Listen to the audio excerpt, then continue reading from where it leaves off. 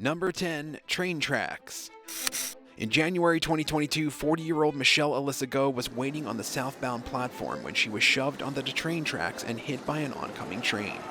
The incident was supposedly unprovoked, and the victim appeared to have had no interaction with the culprit. The suspect had even previously approached another woman who had become alarmed when she saw him and moved away. The woman had gotten the impression that he was about to physically push her onto the tracks, but didn't. However, as she walked away, she witnessed the man pushing his other victim. EMS officials who responded to the scene found the victim, later identified as Michelle Alyssa Go, with severe trauma to her body, and she was pronounced dead at the scene. Go lived in the Upper West Side of Manhattan and worked for the consulting giant Deloitte. The suspect, 61-year-old Simon Marshall, was arrested and charged with second-degree murder. According to the authorities, Marshall has no known address. Marshall, who was wearing a black hooded jacket and has a gray beard, stuck his tongue out at photographers as he was led into the Midtown South precinct on West 35th Street. He came off as completely insane and talking gibberish during interrogation and yelled profanities at reporters when he was being escorted out. He also confessed to killing Go, citing his claim to be God as the reason for the murder, along with Go stealing his jacket.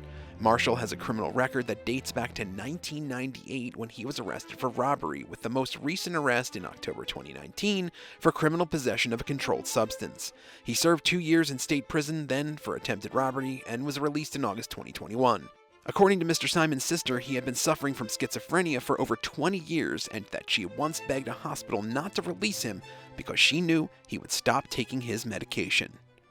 Number 9. Crowbar Assault. On May 13, 2014, 18-year-old Maria Garate walked into the San Jose Walmart shortly before 11 a.m. and bashed a young girl in the head with a crowbar. The girl's father intervened and was also attacked in retaliation. Thankfully, the young girl's injuries were not life-threatening, but Garate has been charged with assault with a deadly weapon. On security footage, she was seen walking into Walmart with a crowbar and approaching a father and daughter browsing the purse section. She then assaulted the 4-year-old girl and her father, who had intervened to protect her during the frenzied attack, which resulted in serious injuries.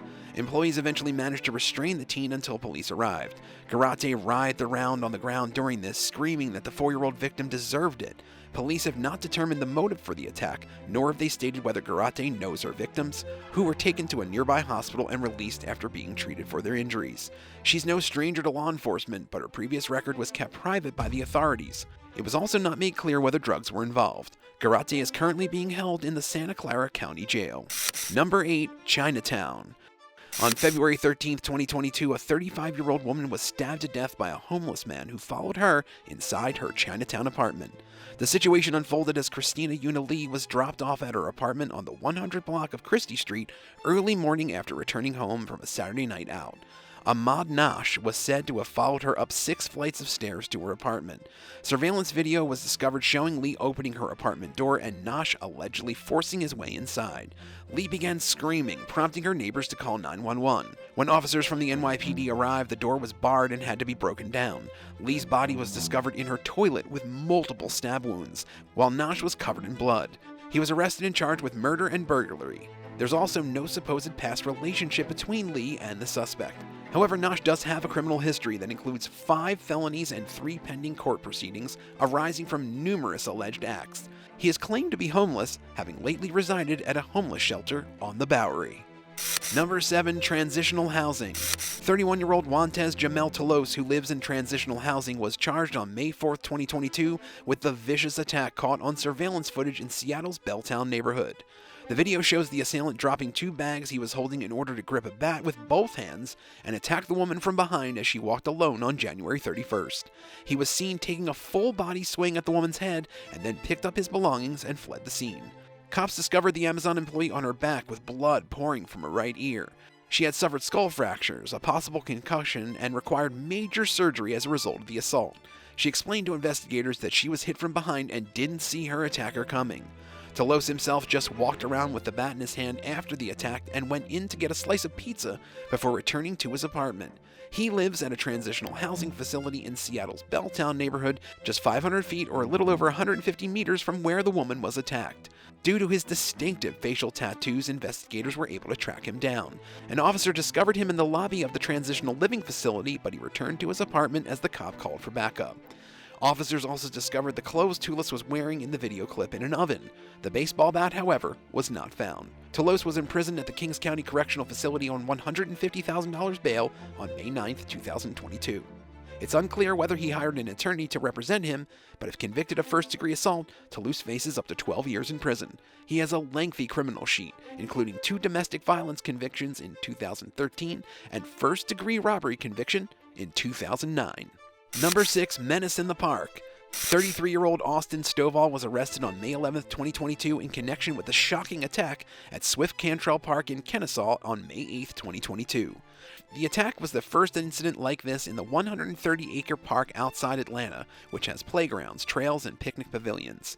The suspect in question was identified and apprehended by the authorities and will now face charges as a result of his actions. Stovall, who is listed as homeless in Cobb County jail records, has been charged with sexual assault, aggravated sexual battery, kidnapping, and false imprisonment. He is also said to call a girl under the age of 16 over to his car and threatened to hurt her if she didn't follow him to a men's restroom in the park. Stovall then allegedly forced the girl into a corner inside the facility and sexually assaulted her. The victim's exact age was not disclosed. Stovall has a lengthy criminal record that includes numerous convictions and prison terms. According to the Journal-Constitution, he was most recently arrested in Cherokee County in July 2021 and charged with DUI, obstruction, and other offenses. He is being held without bond and is yet to hire a lawyer who could represent him on his behalf. Do you think people like this should ever be let back on the streets? Let us know in the comments below and hit that subscribe button while you're at it. Number 5. Random attack. In November 2021, 32-year-old Liza Casserly was stabbed to death by an enraged homeless man. Casserly and her 36-year-old male friend were walking home from a birthday party in Brooklyn when the vicious assault occurred. The man she was with was stabbed in the back as he tried to help her. Casserly was pronounced dead at Kings County Hospital after being rushed from the crime scene. Her companion, who was not identified, was in stable condition. The deranged man ran away from the scene. Despite the fact the police recovered his bloodied knife, he is yet to be identified or apprehended. The NYPD has notified that there are no new leads on the killer's identity. Casserly, a pharmacy technician, is survived by 2 children, 14-year-old Isaiah and 11-year-old Imani. Miagna Rios, who raised Casserly since she was 6 years old, says the slain woman's daughter is trying to work through her feelings, and her son is very distraught because he was very close to his mother. Rios also stated that the assailant should turn themselves in for the sake of the children. Number 4. Who's going to save your soul? On April 26, 2022, a 37-year-old man pled guilty to the murder of his 97-year-old grandmother in June of 2021. However, he was found not legally liable due to his mental illness. Deputies conducted a welfare check on an individual residing on the 11,000 block of West Mineral Point Road on June 14, 2021 at 5:30 a.m. and discovered a deceased elderly woman, Kathleen Beggs, in the garage. She was found with a plastic bag over her head surrounded by a pool of blood. Strangulation and severe blunt force injury to the neck were ruled to be the cause of death. Deputies also discovered the victim's grandson, Jamie Beggs, holding his head in both hands and stating that his mind is filled with devils and that he couldn't take it anymore. Beggs told police that his grandmother is a saint for sure now, as he had made her achieve her sainthood while claiming to have saved her soul. Beggs was taken into custody and placed into the Rock County Jail. He was reportedly homeless and living with his grandmother when he stabbed and strangled her. Beggs pleaded guilty to first-degree intentional homicide, but was found not legally accountable in a plea agreement due to the fact that he had bipolar schizoaffective illness. He can be held under the Department of Health Services jurisdiction for life due to his mental disorder, however. He will most likely be ordered to remain in an institution and will have to demonstrate that he is no longer a danger to himself, others, or property in order to be released. The Department of Health Services has set a hearing to decide the length of his commitment. Number 3. Armed and dangerous. On January 13, 2022, a 31-year-old man was held in connection with the stabbing and subsequent death of Brianna Cooper, a 24-year-old design consultant for a luxury furniture business. Wilshire police officers had responded to Croft House on the 300 block of North La Brea Avenue at approximately 1:50 p.m. Officers reportedly talked with a customer who discovered Cooper dead on the floor. Authorities reported that Cooper was working alone at the business when the suspect went inside. Cooper allegedly texted a friend at 1:36 p.m. to warn her that there was someone in the store who gave her a bad vibe. Tragically, Cooper's deceased body was discovered shortly after by the customer who alerted the authorities. Surveillance video shows a man in a mask, believed to be homeless, coming inside the store and stabbing her to death. It then showed him moving casually out the back door of the store and down an alleyway. Police identified Sean Smith as a suspect a few days later, warning the public that he should be considered armed and dangerous. The attack was supposedly arbitrary and unmotivated. After issuing a warning with a reward for information leading to the arrest of the killer, a few days passed before officials were notified about a man matching Smith's description in Pasadena, and responded to the spot and captured Smith. Smith has a lengthy criminal history, including a minor arrest in 2020 and a 2016 arrest in South Carolina for resisting and assaulting a police officer. Smith was also wanted in North Carolina for assault with a deadly weapon. Number 2. Sociopathic personality. Conti was arrested in March 2020 and charged with sexual exploitation of a minor, involuntary servitude of a minor, distribution of a controlled substance to a minor, possession of a weapon by a prior owner, and sexual slavery of an adult. Conti would entice vulnerable underage boys who were homeless to work for his construction business, then provide them narcotics and commercially sexually exploit them. On October 25, 2021, he pleaded guilty to illicit sexual contact and distribution of a prohibited substance to a minor. During the sentencing, some victims read impact statements about their ordeals. One reader read aloud on behalf of a victim and stated that during his time with Stephen, he honestly believed that he would die soon since everyone Stephen surrounded him with made him feel frightened. He also kept him high on drugs because he knew he could take advantage of him and easily control him if he was under the influence. According to another statement, Conti also dragged a victim to a field and held a gun to his head. The victim stated that he would prefer 3 life sentences for the 3 lives he ruined. He says that he realizes it's not possible, but that Conti deserves it. Conti was diagnosed with sociopathic personality in the trial. The judge added in his concluding verdict that Conti had these people trapped in his web, left a trail of destruction for these individuals to follow in their lives, and the only thing he could do now is make Conti pay with years of his life, which, the judge stated, would still not be enough to cover the void left by these victims.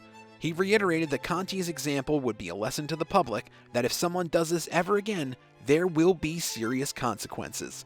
Conti was sentenced to 20 years in jail. Number 1. Another train track victim. A 41-year-old homeless guy was detained in April 22 after allegedly pushing a woman into an oncoming train. Officers rushed to the railroad tracks at Madison Street at approximately 6:35 a.m. on April 11th to a report of a lady being struck by an oncoming train. The female victim was immediately pronounced dead at the scene. Kevin Errol Lewis was apprehended nearby, and according to witnesses, Lewis pushed the woman into the path of the train. Lewis and the woman supposedly got into a verbal disagreement that turned physical, and during the fight, Lewis shoved her into the moving train, killing her. The victim's identification has yet to be determined.